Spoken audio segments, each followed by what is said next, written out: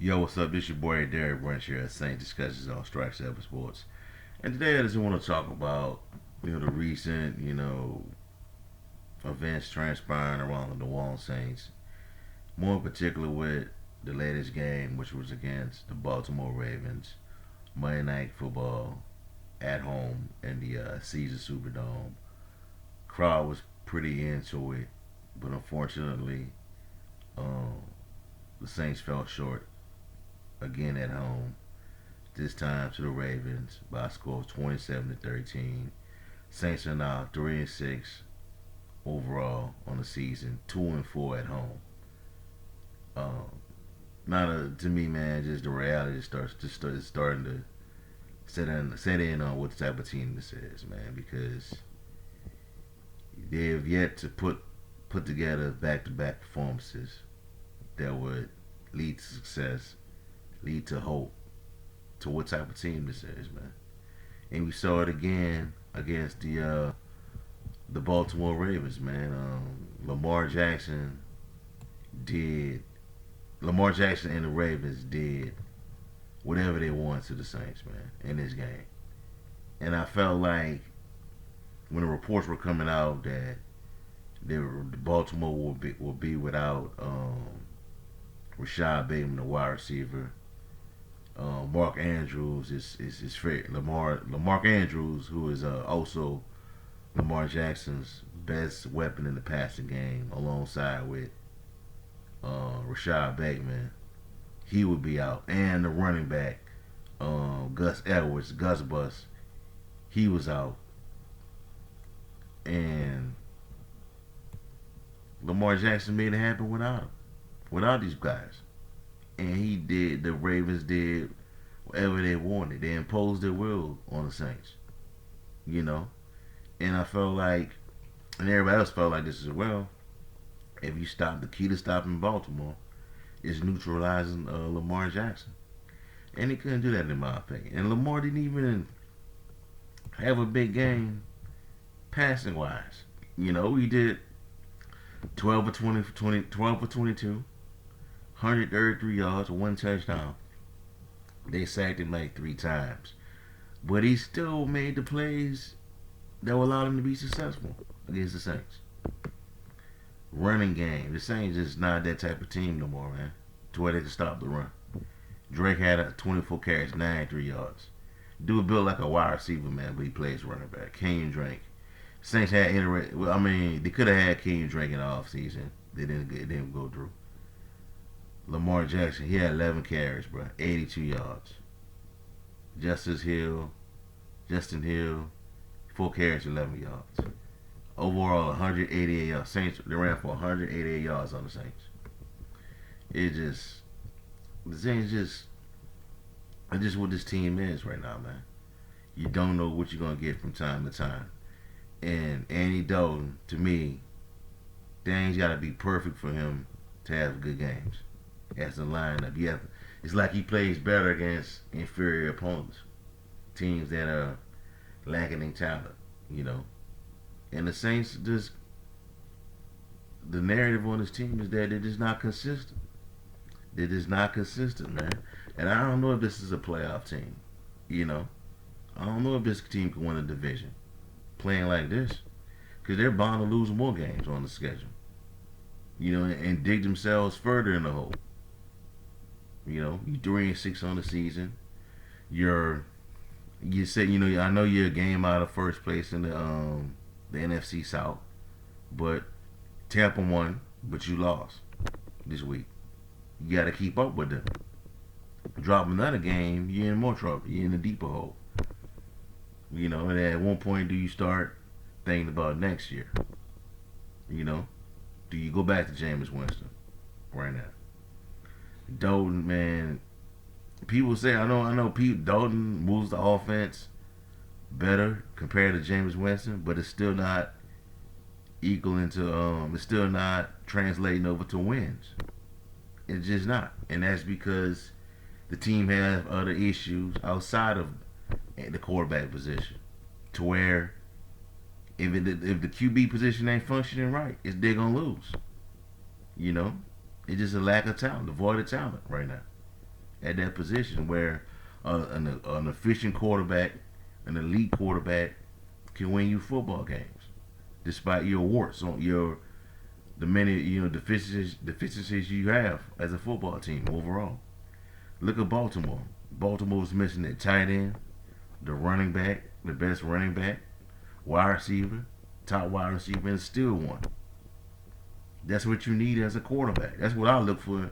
And when people say an elite quarterback, can you elevate good to C level talent when we don't have everything working for us, when we have players that are out with injuries, can we elevate us to a victory?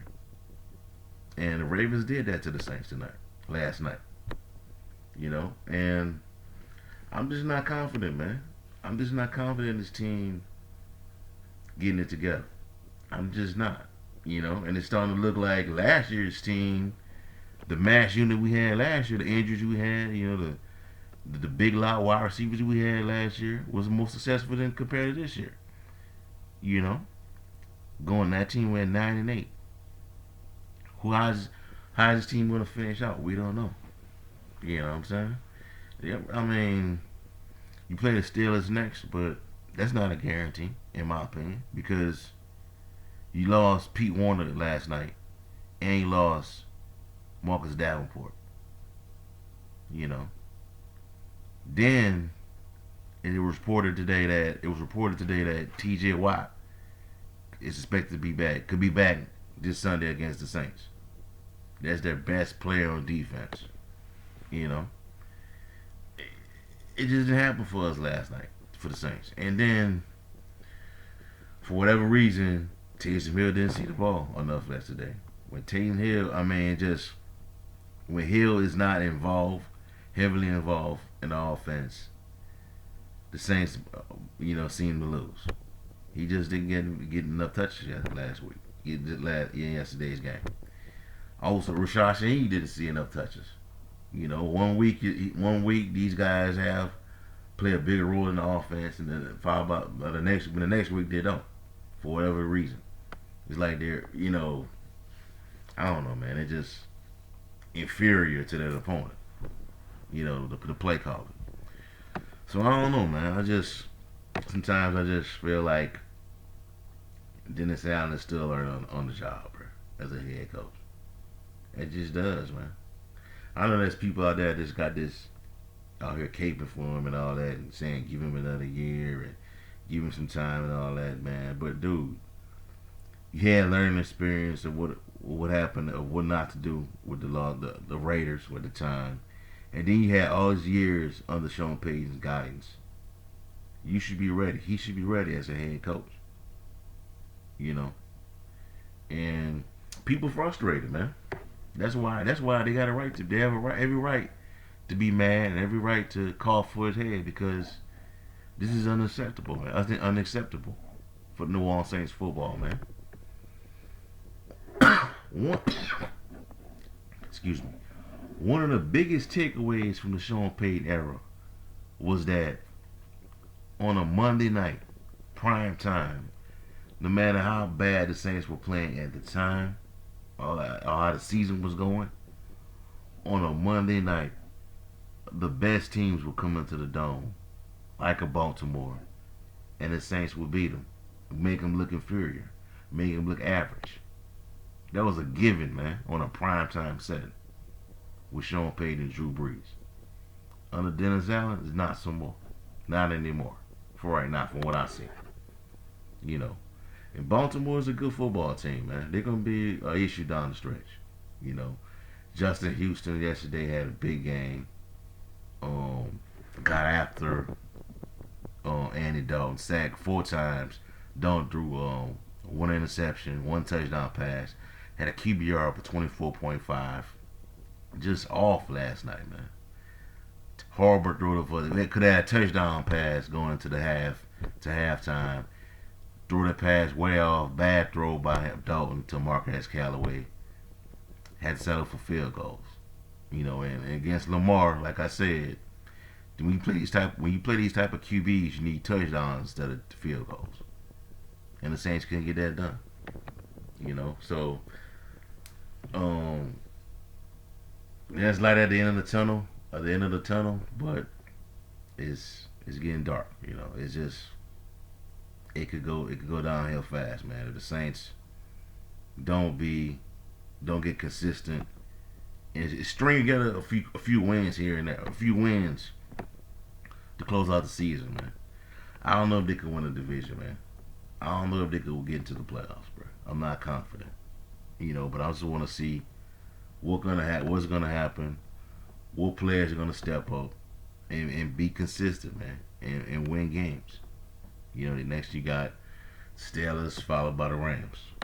That's gonna be that could be built. The game against the Rams could be billed as their get right game for them because they've been having issues as well as an offense. You know, but they could get right against. They might get it right against the Saints because that's what teams do. They have off nights, off the games, get right against the Saints. You saw it with the Bengals. Saw it with the Panthers for a brief moment. So we'll see how everything plays out, man. But they're not out of it yet completely. There's still chances. There's still opportunities for them to get into the playoffs, a wild card, or as a division winner. I'm pretty sure that Dallas or New York is going to be the two wild card teams. They're going to have two of the wild card spots. Third one could be up for grabs. Saints could get it. There's a chance they can get it. They could be in a fight with Green Bay to get the spot, or the Rams, because they're having bad years as well, bad seasons as well. So it's not over yet, but the Saints gotta show us that they want to compete for a playoff spot. Because right now there's no fire, man. There's just no fire around this team. Come to Jesus meetings and all that. Alvin Kamara and all that. That stuff works to a certain extent, but when you don't have the QB and the quarterback in the building to ride the ship, this is the results you're gonna get, and that's where the Saints are at this time, unless things change, from a week to week basis, and they be more consistent as a team. Like I keep saying, consistency is the key. Being consistent for the New Orleans Saints is the key to their success, because if they don't have that, it's gonna get ugly. So, and it hasn't been like that in a long time with this team, in a long time. So we'll see how everything plays out. All right, that's all I have for y'all for right now, man. Give me a like, comment, subscribe to the channel. Let me know how y'all feel. How you feel about the Saints' chances of making the playoffs this season. Also, in the description box below, check out strike7sports.com/Saints for latest content on the New Orleans Saints organization. Have a blessed night. Peace. I'm out. Who that?